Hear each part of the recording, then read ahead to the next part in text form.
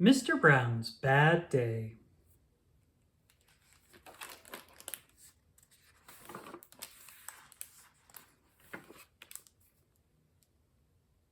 By Lou Peacock.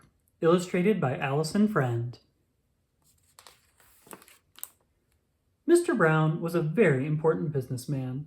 He always carried a very important briefcase, and he worked in a very important office. He said things like, sell, sell. So sometimes he said, buy, buy. People brought him important papers to sign, and he went to lots and lots of meetings. Mr. Brown was always very, very busy. But no matter how busy he was, Mr. Brown always went out for lunch. Naturally, Mr. Brown took his very important briefcase. It had very important things in it, after all. Mr. Brown set the briefcase down, and as he ate his lunch, he thought about very important things. But because Mr. Brown was so busy thinking, he didn't notice a baby grabbing the handle of his very important briefcase. And he didn't notice the baby taking the very important briefcase away. Suddenly, Mr. Brown realized that the very important briefcase was missing. "My briefcase," he said. "I must find it. It's full of very important things." Fortunately for Mr. Brown, the baby and the briefcase were not far away. But unfortunately for Mr. Brown, the briefcase got hooked onto an ice cream cart, and the ice cream seller pedaled away. "Wait!" called Mr. Brown. "Wait! That's my very important briefcase." Fortunately for Mr. Brown, the ice cream seller soon stopped. But unfortunately for Mr. Brown, some school children accidentally took the briefcase for a ride.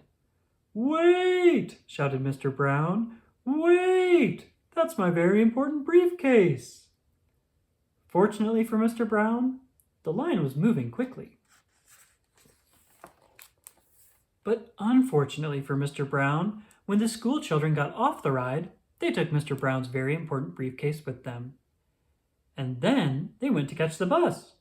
"Wait!" bellowed Mr. Brown. "Wait! That's my very important briefcase."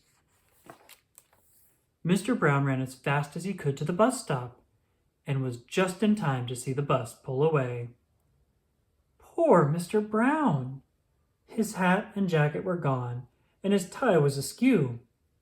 "This," said Mr. Brown, "is a very bad day."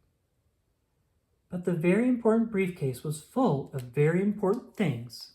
So, Mr. Brown borrowed a tricycle. Even though it was a little too small, he followed the bus all over town, past the tennis courts and around the lake. But he could never quite catch up. When the children got off the bus, they took the very important briefcase with them. "Whose bag is this?" asked the teacher. "Not mine," said one child. "Not mine," said another. "Or mine," said a third. "It's mine," gasped Mr. Brown, "and there are very important things inside."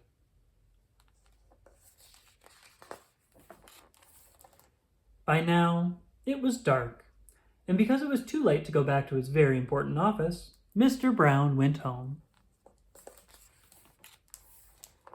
When he got there, Mr. Brown opened his very important briefcase and checked that all the very important things were still inside it. His snuggly blanket, his book of bedtime stories, and his favorite teddy bear. Then, with all the very important things safe and sound, Mr. Brown settled down to the very important business of bedtime. The end.